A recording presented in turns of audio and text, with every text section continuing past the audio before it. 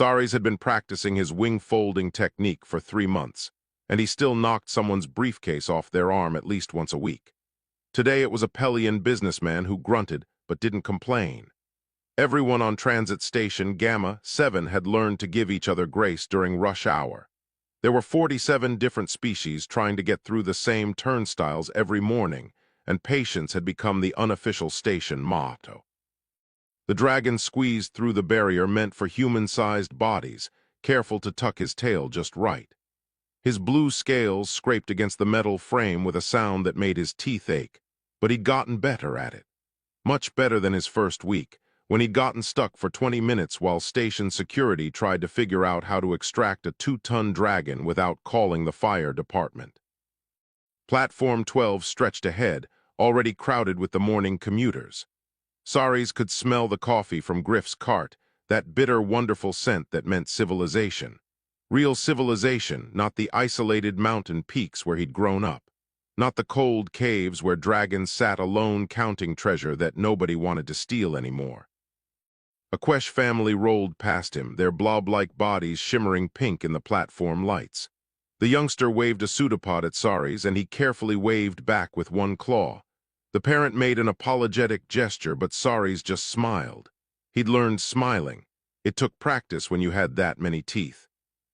"Large today, Saris?"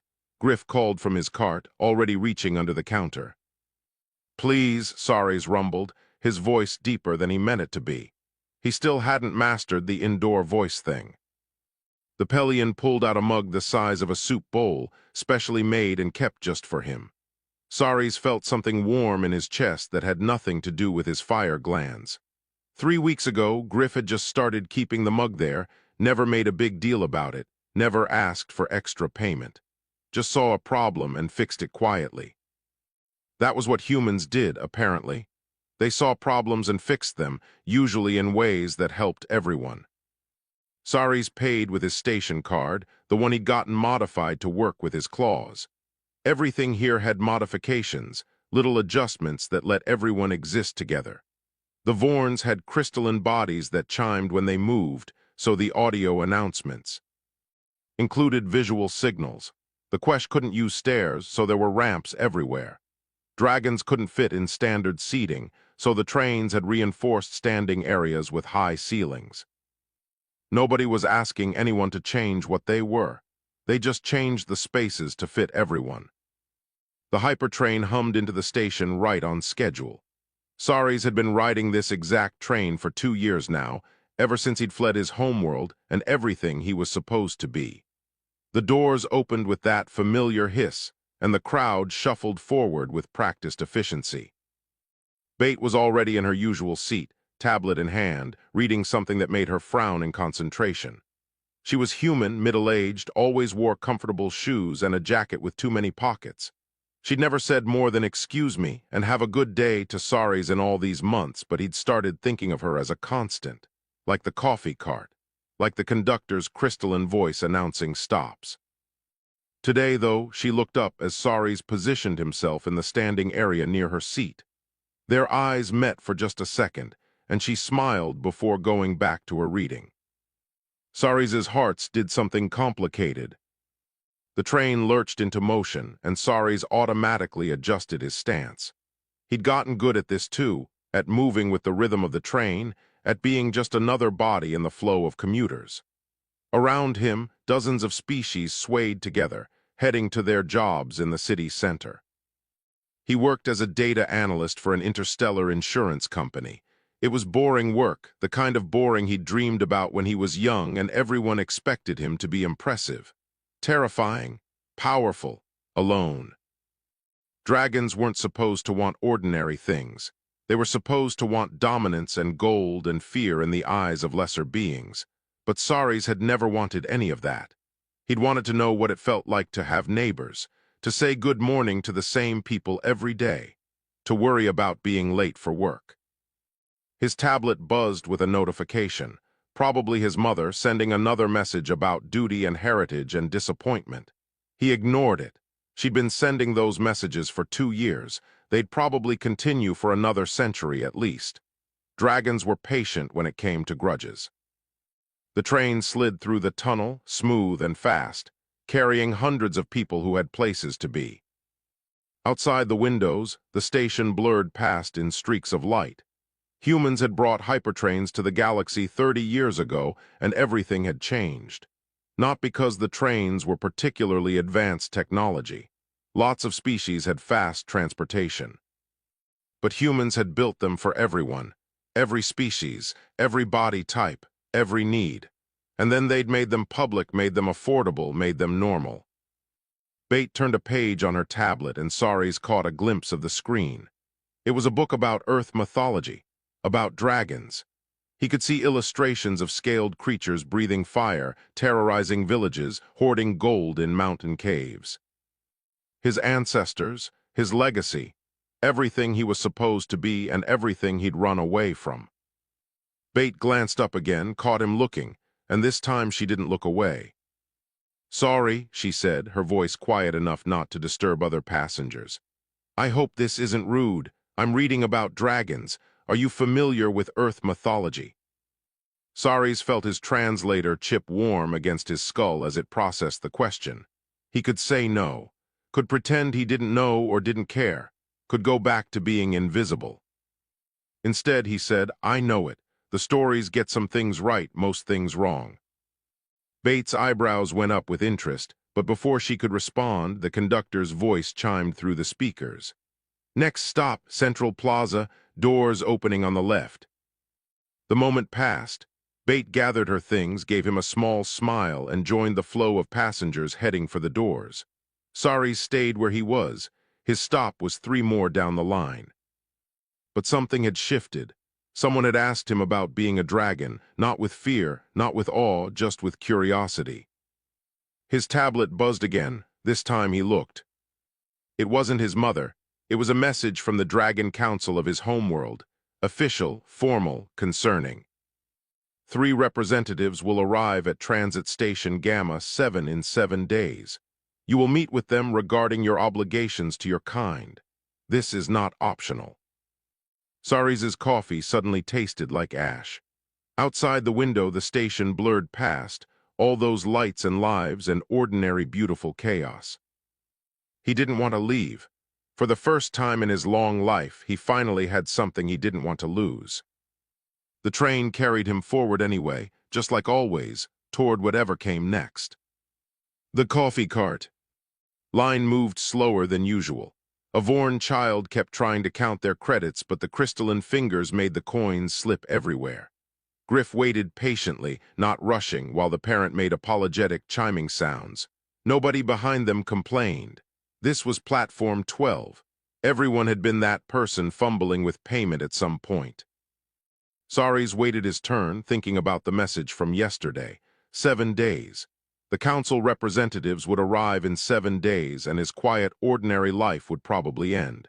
Dragons didn't understand choosing a smaller life. They'd call it weakness, betrayal. They'd demand he return home to his cave, to his isolation, to being properly impressive and terrifying. He didn't want to go back to being terrifying. "You look troubled, mate." Griff had the large mug ready, already pouring before Saris even reached the counter. "Rough morning." "Something like that," Saris admitted. He'd gotten better at small talk, though his first few months he just nodded and tried not to breathe fire by accident when nervous. "Well, coffee fixes most things," Griff said, adding an extra shot. "And what it doesn't fix, it at least makes bearable." That was wisdom right there. Saris paid and carefully wrapped his claws around the warm mug, feeling the heat seep through his scales. This right here, this moment. This was what he'd wanted his whole life without knowing how to name it. Someone remembering how he took his coffee, someone noticing when he looked upset. Community, that was the human word for it. The Hypertrain slid into the station with its usual hum. Saris had learned all the sounds by now. The slight squeal on the third car's brakes. The way the doors on car 5 stuck for half a second before opening. The specific chime pattern the conductor used for Central Plaza versus Downtown Hub. He boarded, positioning himself in his usual spot. Bate was already there, same seat, but today she looked up immediately when he entered. I wanted to apologize, she said before he could even set his coffee down. Yesterday, I shouldn't have asked about the book. That was presumptuous. No, Sari said quickly. No, it was fine. I just wasn't expecting conversation.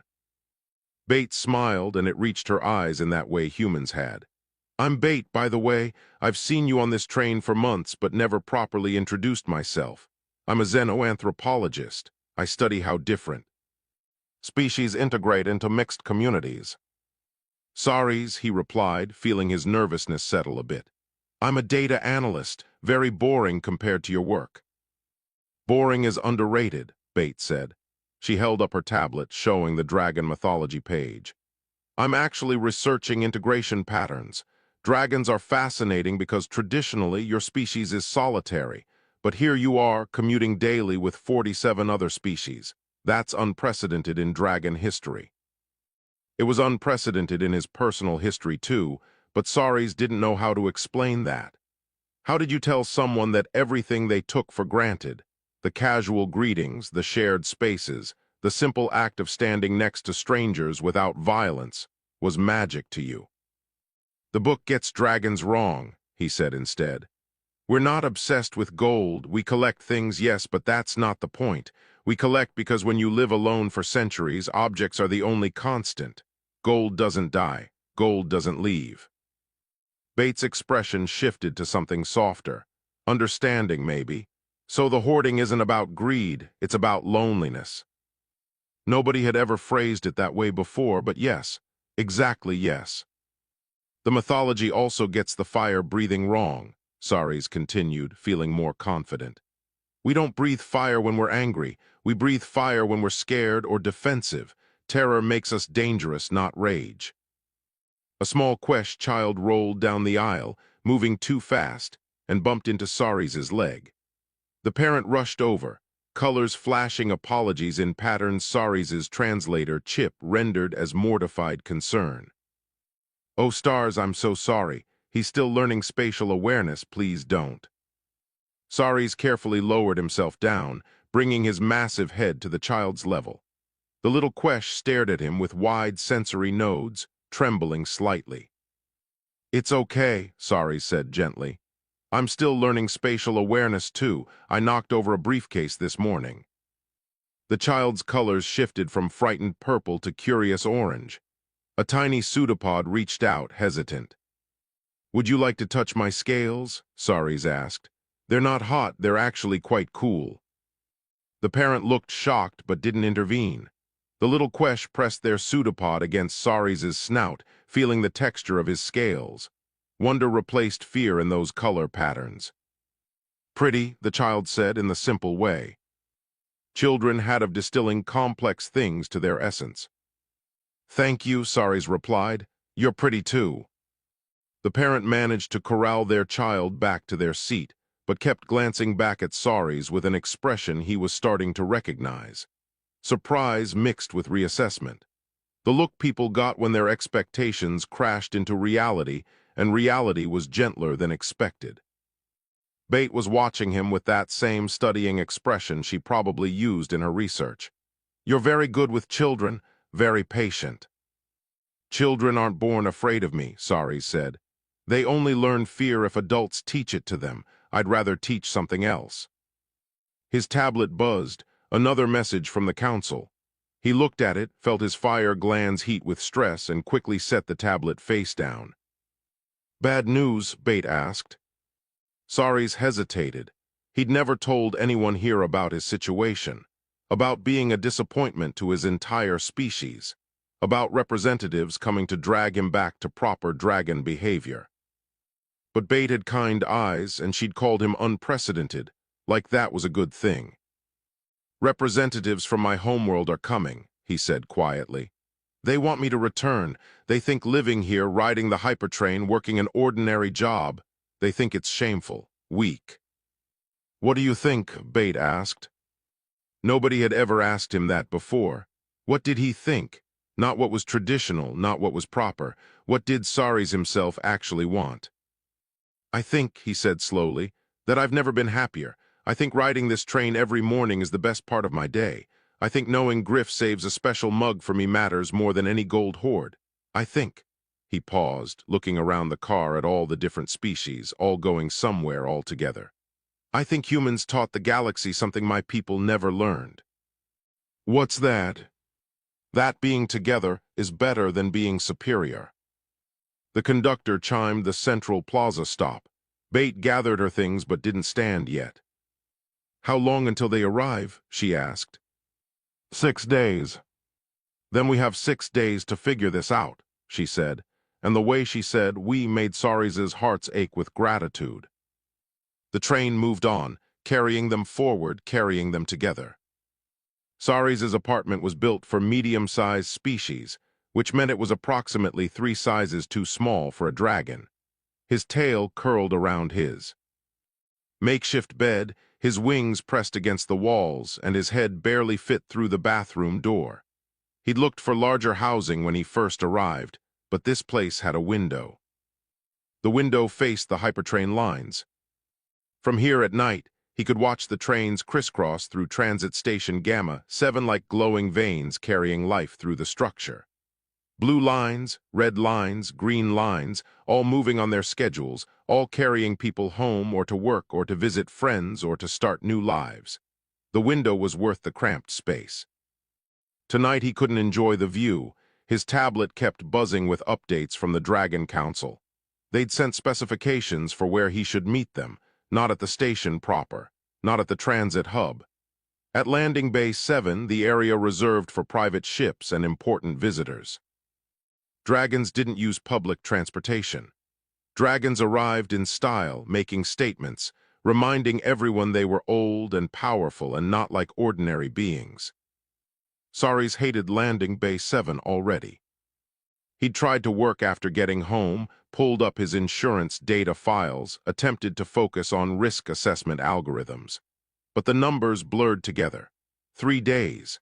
The representatives would arrive in 3 days, and he still hadn't figured out what to say to them. His communicator chimed with a different tone. Not the council, Bait. I've been researching dragon culture, her message read. Found some interesting historical precedents. Can we talk tomorrow, same train? Saries typed back with careful claw movements. Yes, thank you. 2 words felt inadequate for the gratitude he felt, but humans seemed to understand what words couldn't carry. He fell asleep watching the trains move through the dark, trying to memorize the pattern of lights in case he never saw them again. The next morning, Platform 12 felt different. Word had spread somehow, the way news always spread in close communities. Griff had his large mug ready, but also added a pastry. On the house, the Pelion said firmly when Saries tried to pay. Everyone needs extra sugar when dealing with difficult relatives. The Vorn family from yesterday waved their crystalline appendages in greeting.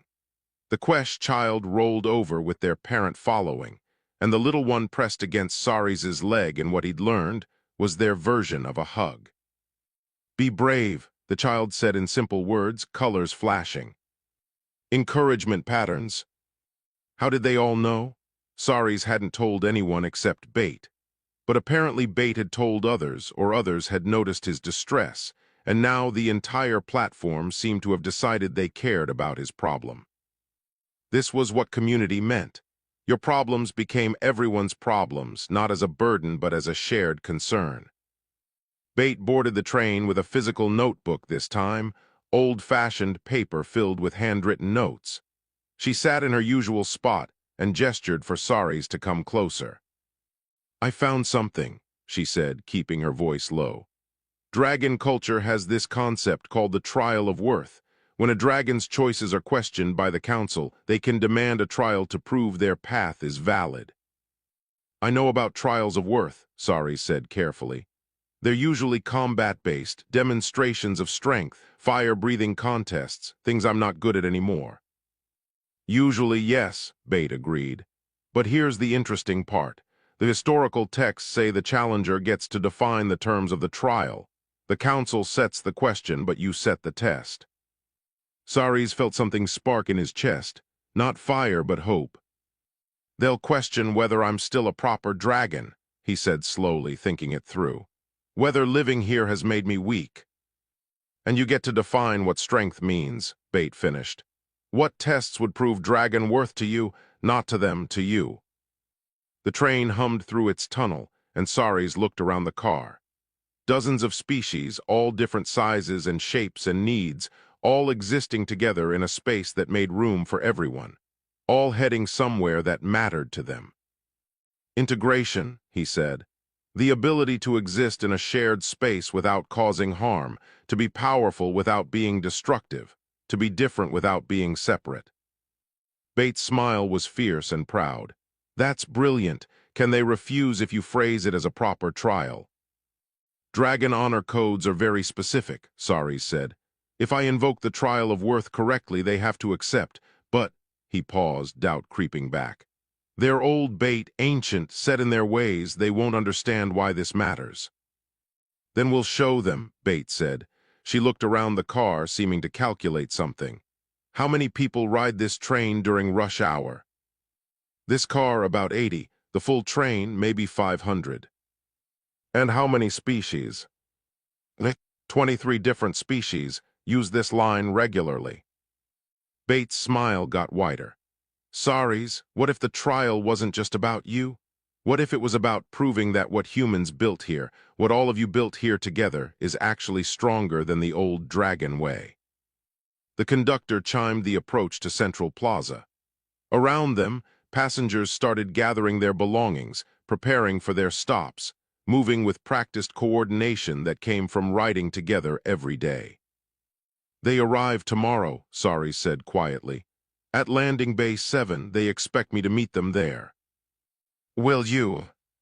Saris thought about his cramped apartment with its perfect window view, about Griff's coffee cart and the saved mug, about the Quest child who thought his scales were pretty, about Bate, who'd spent her own time researching dragon law to help someone she barely knew. Yes, he said, but not alone, would you? Would you come with me? Of course, Bate said immediately. Then she paused, that researcher gleamed back in her eyes. Actually, I have a better idea. What if everyone came with you? The train slowed for the station stop. Through the windows, Saris could see the platform, could see dozens of people waiting to board, all of them part of this strange, wonderful community that had somehow become his home. Everyone, he asked. Everyone, Bate confirmed. If they want to judge how you've changed, let them see exactly what changed you. Let them see what you've become part of. It was audacious. It was unprecedented. It was possibly the most undragon thing he could imagine. Saris loved it. Okay, he said. Let's show them what happens when you actually let people in. Bate squeezed his forklaw gently before standing to exit. See you tomorrow, Saris. Same time, same platform. Bring your courage. I'll bring my friends, Saris replied and realized he meant it. He had friends, actual friends, more valuable than any hoard of gold. Landing Bay 7 was designed to impress. High ceilings, polished floors, dramatic lighting that made every arrival look like a staged performance. Saris hated everything about it. This was the opposite of Platform 12's comfortable chaos. This was where people came to remind everyone else they were important. He stood near the arrival gate, trying not to fidget. Bate stood beside him, looking completely calm in the way humans did when they were actually nervous but refused. To show it, behind them, spreading out across the bay in a way that looked casual but was absolutely deliberate, stood about 50 other beings from the morning train. Griff had closed his coffee cart for an hour. The Vorn family had brought their children. The Quesh parent and child were there, colors cycling through supportive patterns.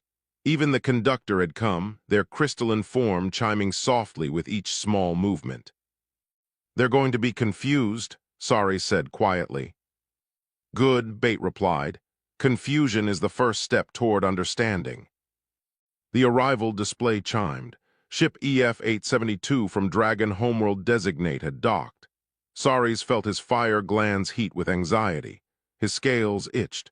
His tail kept trying to lash even though he forced it to stay still. Bates' hand rested gently on his forearm. Just a touch, just a reminder that he wasn't alone. The airlock opened with a hiss of equalizing pressure. 3 dragons emerged, and the bay suddenly felt much smaller. Vorath came first, ancient and massive, his red scales darkened with age, his eyes sharp and judgmental. Behind him walked Shrenis, lean and cruel-looking, her green scales polished to an intimidating shine. Last came Dulmech, the quietest of the council representatives, gray-scaled and thoughtful in a way that was somehow more unnerving than the others' obvious aggression. They moved with the absolute confidence of beings who'd never been challenged, never been questioned, never been told no. Vorath's gaze swept the bay and landed on Saris. Then, with visible disdain, moved to the crowd gathered behind him. "This is how far you've fallen," Vorath said without preamble, his voice carrying the weight of centuries. "Surrounded by lesser beings, hiding behind them like prey." "I'm not hiding," Saris said, forcing his voice steady. "I'm introducing you to my community." Shrenis laughed, a sound like breaking glass. "Community? You mean your pets? Your amusing little collection of inferiors who tolerate you because you've made yourself harmless." The Quest child's colors flashed angry red, but their parent quickly pulled them back. Griff's fur bristled. Bates' expression went very cold in that particularly dangerous way humans had. But Saris stepped forward, putting himself between the council representatives and his friends. "I invoke the trial of worth," he said formally, using the old language that his translator, Chip, rendered as archaic dragon dialect. "My choices have been questioned. I claim the right to prove my path has value." Vorath's eyes narrowed. Beside him, Dulmech's expression shifted to something like interest. "You dare," Vorath said slowly, "you dare invoke sacred tradition while standing in this public transportation hub, surrounded by beings who can't even fly." "The trial of worth doesn't specify location," Saris replied, his heart hammering but his voice clear. "And I choose here, I choose now, I choose these witnesses." "Very well," Vorath said, a cruel smile spreading across his features. "We set the question. Have you maintained dragon strength and dragon pride, or have you become weak and diminished by this pedestrian existence?" "Accepted," Saris said, "and I define the tests." That made Vorath pause. Ancient tradition was absolute. Once invoked properly, the challenger set the terms. Even the council couldn't override that without breaking their own laws. "Speak your tests," Dulmech said quietly. Saris took a deep breath. Around him, he felt rather than saw his friends move closer, not interfering but supporting. Present. "3 tests," he said. "First test. Navigate Platform 12 during morning rush hour without causing delays or harming anyone. Prove you can exist in a shared space." Shrenis snorted. "Absurd. Dragons don't navigate around lesser beings, they move aside for us." "That's the test," Saris said firmly. "Second test, ride the Hypertrain for 1 complete route, follow all protocols, show courtesy to other passengers, prove you can integrate." "This is not strength," Vorath growled. "This is submission." "Third test," Saris continued, ignoring him. "Demonstrate that you can be trusted by those smaller and weaker than you. Prove that power doesn't require fear." Silence fell over the landing bay. The 3 ancient dragons stared at Saris like he'd just suggested they eat dirt. "These aren't trials," Vorath finally said. "These are humiliations. You're asking us to behave like them." He gestured dismissively at the crowd. "Yes," Saris said simply. "I'm asking you to prove you can do what I do every day. If it's so beneath dragon dignity, if it's so weak and shameful, surely 3 council representatives should find it trivially easy." The trap was so obvious that even Shrenis saw it. If they refused, they admitted these simple acts were actually difficult. If they accepted, they had to actually try to integrate, and Saris suspected they'd fail spectacularly. Dulmech made a sound that might have been amusement. "Clever. You've learned tactical thinking from your humans." "I've learned a lot of things here," Saris agreed. Bates stepped forward, her researcher voice clear and confident. "For the record, as a xenoanthropologist, I'm officially observing this trial. All tests must be completed in good faith, with genuine attempt at success, or they're invalid by cultural integration standards. And who are you to set standards? Shrenes demanded. I'm Dr. Bate Coleman, chair of the Xenoanthropology Department at Transit Station University, Bate said calmly. I've published 47 papers on integration patterns. I'm also Saris' friend, and I'm not letting you cheat. The word friend echoed through the bay. Saris felt warmth spread through his chest that had nothing to do with fire. Vorath looked at Bate like she was an insect that had dared to speak. But dragon honor held, and she'd invoked official observer status in a way he couldn't dismiss. Fine, Vorath said coldly. We accept your ridiculous tests. Tomorrow, morning rush hour, will prove these tasks are beneath notice and that you've wasted your strength on meaningless gestures. Tomorrow then, Saris agreed. Meet us at platform 12, 7 in the morning. We don't use public platforms, Shrenes started to say.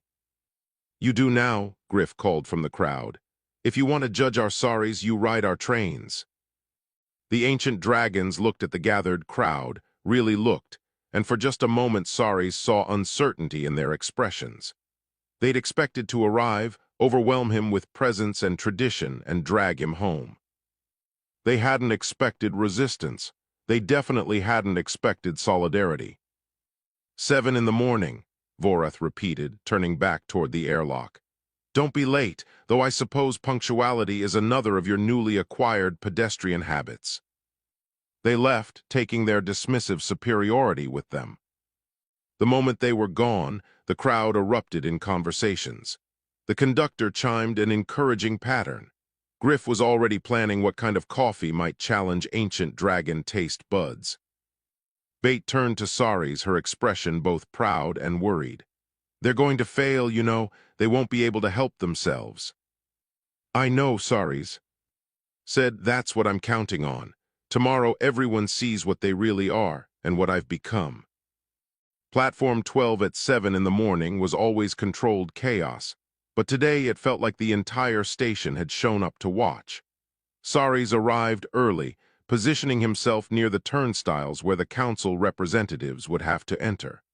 Bate stood with him, tablet ready to document everything in her official observer capacity. The regular commuters were all there. Griff's cart was doing record business.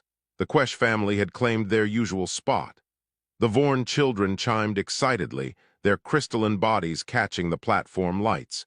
Even people who normally used different platforms had shown up, word having spread through the station's communication networks. Nobody was saying it out loud, but everyone knew what this was really about.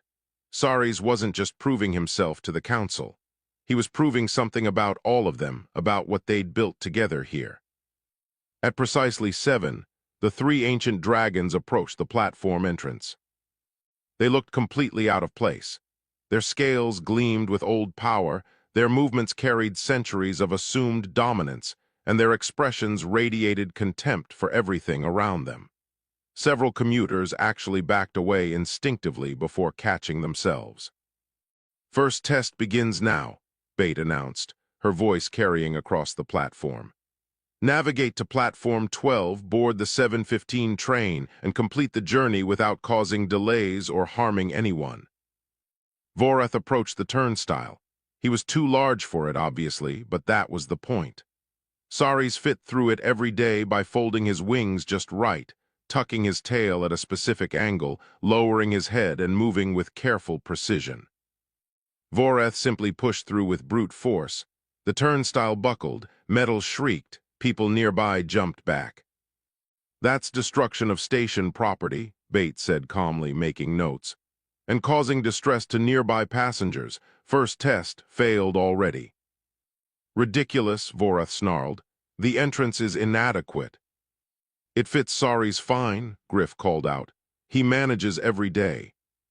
Shrenes tried next, attempting to slither through with more grace, but her wings caught on the frame and she instinctively lashed out, her tail smacking a support beam hard enough to leave a dent. More property damage, Bate noted, and you nearly hit that Pelian child. It should have moved, Shreni said coldly. Children have right-of-way on all platforms, the conductor chimed, their crystalline voice carrying undeniable authority. Station Regulations, Section 47. Dolmetsch was last. He studied the turnstile for a long moment, watching how other passengers moved through it. Then, carefully, deliberately, he folded his wings and lowered his head. He got stuck halfway through. The platform went silent. An ancient dragon, easily 3 times Sauri's age, wedged in a turnstile designed for human-sized beings. It should have been funny. Instead, it was somehow sad. "Would you like help?" Sauri's asked quietly. Dolmetsch's eyes met his, pride warred with practicality. Finally, he nodded. Sauri's walked over and gently adjusted Dolmetsch's wing angle, showing him the specific fold that made it possible. "You have to rotate here, then tuck the left side first. It's not intuitive." Dolmetsch followed the instructions and slipped through. "You do this every day." "Every day," Sauri's confirmed. They moved toward the platform proper. Rush hour was in full swing now, with hundreds of beings flowing in practiced patterns. The ancient dragons moved through them like boulders in a stream, creating turbulence wherever they went. Vorath stepped directly into someone's path, expecting them to move. They collided. The person's coffee spilled. "Watch it," the person snapped, then saw what they'd bumped into and went pale. "You watch where you're going," Vorath rumbled, fire flickering at the edges of his nostrils. "Actually," Bait said, "you stepped into occupied space. By platform etiquette, you were at fault. You should apologize." "Dragons don't apologize to." "Then you fail the test," Bait interrupted. "Courtesy is required for integration." Shreni's tried to move toward the coffee cart, but she went against the flow of foot traffic. People had to dodge around her. The crowd's rhythm disrupted. Frustrated mutters followed her wake. Griff watched her approach with his arms crossed. "Back of the line, miss." "I don't wait in lines," Shreni said. "Then you don't get coffee," Griff replied cheerfully. "House rules." "This is absurd," Shreni's hissed. "We're being judged by beings who should be grateful we even acknowledge their existence." The Quest child rolled up to Vorath, their colors cycling through curious patterns. The parent tried to stop them, but children had their own logic. "You're shiny," the child said, "but your mean Sauri's is nice." Vorath stared down at the small blob-like being with complete incomprehension. Here was something tiny, helpless, that should be terrified. Instead, it was criticizing him. "Get away from me," Vorath said. "That's not nice," the child said, colors flashing disappointed blue. The parent finally retrieved their offspring, but not before giving Vorath a look that communicated volumes about disapproval. The 7:15 train arrived. The crowd moved forward with practiced efficiency, everyone knowing their place in the flow. Sauri's had positioned himself to board last, as he always did, taking up his standing spot only after everyone else was settled. The council representatives tried to board first. It created immediate problems. Vorath's bulk blocked the doorway. People behind him couldn't get through. The conductor's chimes became increasingly urgent as the schedule slipped. "You're causing delays," Bait announced. "Second part of the test failed." "This infrastructure is designed wrong," Vorath protested. "It's designed for everyone," Bait countered. "Humans built these trains knowing 47 different species would use them. The infrastructure isn't wrong. Your approach is." Finally, they managed to board. The ancient dragons took up most of the standing area, their wings brushing against other passengers, their tails taking up floor space, their presence making everyone uncomfortable. Sauri's had learned to make himself smaller somehow, to exist among others without overwhelming them. The council representatives radiated "I am here" in ways that made the entire car tense. The train lurched into motion. Vorath didn't adjust his stance and nearly fell into a Vorn. Shreni's tail lashed reflexively, forcing people to duck. Dolmetsch stayed very still, but his expression suggested he was finally understanding something. "How do you do this?" Dolmetsch asked Saris quietly. How do you make yourself fit? You stop trying to be the most important thing in the room, Saris replied. You become part of something instead of above it. The train carried them forward through the tunnels. Around them, regular commuters were going about their morning routines, reading tablets, chatting quietly, drinking coffee. They'd incorporated 3 massive ancient dragons into their commute, with minimal disruption, because they'd decided to tolerate the intrusion. But tolerance wasn't acceptance. The difference was subtle but profound. Vorath seemed to sense it. His eyes tracked the passengers, seeing how they deliberately didn't look at him, not from fear, from dismissal. They judged him rude and were treating him accordingly. Nobody had ever dismissed a dragon before. The conductor announced the next stop. Vorath pushed toward the door too early, blocking the aisle again. Wait for the train to stop, Sari said. You'll throw people off balance. I'll do as I please, Vorath snapped. The train braked. Vorath stumbled into 2 passengers. One of them pushed back, irritated. Learn some manners, they said, then realized what they'd said and to whom. But the damage was done. The trial was over, and everyone had seen exactly what they needed to see. The train arrived at Central Plaza to find the platform packed. Word had spread beyond Transit Station Gamma 7. News crews from 3 different networks had set up cameras. Security had to manage the crowd. This was no longer just about one dragon's choice. It had become something bigger. Bates stepped off first, her official observer tablet held ready. Based on documented evidence from tests 1 and 2, the Council representatives have failed to demonstrate basic integration capabilities. They've caused property damage, scheduled delays, distressed passengers, violated courtesy protocols, and shown consistent inability to navigate shared spaces. This proves nothing, Vorath said, his voice tight with barely contained rage. These tests are designed to humiliate, not to measure true dragon worth. You set the question, Saris reminded him. You asked if I'd maintained dragon strength and pride. I'm showing you what strength looks like here. It's not about dominance, it's about coexistence. Weakness dressed up as philosophy, Shrenis hissed. You've become a domesticated pet performing tricks for your masters. Nobody here is anyone's master, Bates said firmly. That's the point you keep missing. Humans didn't conquer the galaxy. They built infrastructure and invited everyone to use it. There's no hierarchy here, just community. There's always hierarchy, Vorath insisted. The strong rule, the weak serve, that's nature. Nature, Griff said, stepping forward from the crowd, is what you make of it. Humans taught us something better than nature. They taught us civilization. The ancient dragons looked at the Pelion like he'd grown a second head. The concept seemed to genuinely confuse them. Dolmetsch, who'd been quiet throughout, finally spoke. I don't understand. Why would beings choose to limit themselves for the comfort of others? Where's the advantage? That's what I'm trying to show you, Saris said. The advantage is belonging. Look around. Every species here is different. Different needs, different abilities, different challenges. But the system works because everyone gives a little to make it work for everyone. And what does that give you? Dolmetsch asked.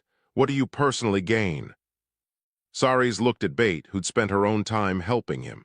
At Griff, who kept a special mug just for him. At the Quest child, who thought his scales were pretty. At the conductor, who'd closed his route to come support him. At all the beings who'd shown up, not because they had to, but because they'd decided he mattered. Everything, Saris said simply. I gain everything. The 3rd test was supposed to happen next, the test of trust. But Vorath was done pretending.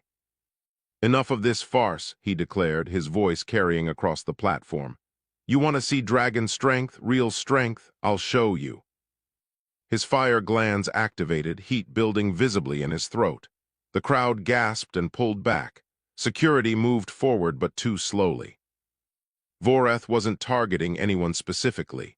He was just going to demonstrate raw power, burn something, prove that might was what mattered. Saris moved without thinking. Years of commuting had taught him the layout of the platform, the flow patterns, where people would be. He placed himself directly between Vorath and the crowd, spreading his wings wide. "Don't," Sari said quietly. "Please." "Move," Vorath commanded, "or burn with them." "No." It was the simplest word in any language, the most fundamental refusal. Sari stood his ground, knowing he wasn't strong enough to actually stop an ancient dragon, knowing his fire wasn't hot enough, his scales not thick enough. But standing anyway. "Because that's what you did for your community. You stood." Bait moved up beside him, then Griff, then the conductor, then dozens of others, different species forming a wall of bodies that said we're together in this. Vorath stared at them, fire dying in his throat, not from fear, from complete incomprehension. His entire worldview didn't have space for this, for prey defending each other, for the weak protecting the weaker, for everyone choosing solidarity over survival. "You've lost yourself," Vorath said finally, but his voice had lost its certainty. "This isn't dragon strength, this is... I don't even have words for what this is." "It's human strength," Bait said. "We gave it to the galaxy, the strength to care about strangers, to build systems that help everyone, to choose together over alone." Dulmech was watching the crowd with an expression that might have been wonder. "You all came here for him, not because you fear the council, not because you owe him debt. You came because he's our friend," the Quest child said, rolling forward with typical child fearlessness. "And friends help friends." The child looked up at the ancient dragons with colors flashing determined orange. "You're bullies. My parent says bullies are people who are mean because they're scared. What are you scared of?" Children, Sari's thought, had a way of cutting through everything complicated to reach the simple truth underneath. "Scared," Shreni said. "We fear nothing." "Then why are you so mean?" the child persisted. Dulmech made a sound that might have been a laugh or might have been pain. "From the mouths of younglings, we're scared because what you've built here makes everything we are irrelevant. If strength doesn't require dominance, if power doesn't require fear, then what have we been for all these centuries?" "Alone," Sari said gently. "You've been alone, it's not too late to be something else." Vorath shook his massive head. "I cannot. This isn't changing, Saris, this is surrender." "Then I surrender," Sari said. "I surrender isolation for community. I surrender fear for trust. I surrender being above everyone for being among them, and I've never been stronger." The crowd around them erupted in cheers, not triumph over the council, just support for one of their own.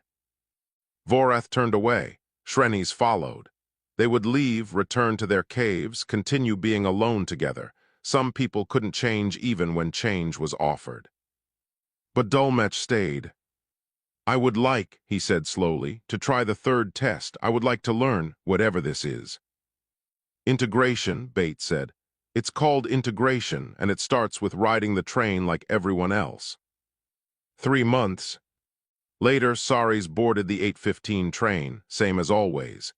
Bait was in her usual seat, reading about Vorn crystalline communication patterns. Griff had the large coffee ready plus a second one for Dulmech, who still hadn't mastered the wing folding but was getting better. The ancient dragon squeezed through the turnstile with only minor scraping sounds. Small victories. "How was the job interview?" Bait asked Dulmech. "Strange," Dulmech replied. "They asked what value I could bring to the team, not what I could dominate or what I was strongest at, what value I could add to others." "And what did you say?" Saris asked. "I said I was still learning what that meant. They hired me anyway, said learning was valuable." The conductor chimed the departure signal. The train lurched into motion, carrying dozens of species toward their ordinary days. Outside, stars streaked past in lines of light. Sari sipped his coffee and watched Platform 12 disappear behind them. Somewhere on his homeworld, dragons sat alone in caves, counting gold nobody wanted, breathing fire at nothing, being magnificent and powerful and terribly, desperately alone. He'd made the right choice. "Next stop, Central Plaza," the conductor chimed. Bait looked up from her tablet. "You're coming to the interdisciplinary mixer tonight, right? I want to introduce you to the head of engineering. She's fascinated by your work on integration algorithms. I'll be there, Sari said. Then, because he still marveled at being able to say it, I'll bring Dolmetsch. He should meet more people. Friends, the Quest child said from across the aisle, colors flashing happy yellow. We're all friends. Yes, Sari's thought, that's exactly what we are. The Hypertrain carried them forward through the dark, a tube of light and life and community moving through the vast empty space between stars. Inside, people who were nothing alike sat together, stood together, rode together toward whatever came next. And that, Sari's knew, was the real dream. Not flight, not gold, not power or fear or magnificent isolation. Just this, just riding the morning train with friends, knowing you belonged, knowing someone saved a mug for you, knowing children thought your scales were pretty. The dragon's dream wasn't flight. It was riding the Hypertrain like everyone else.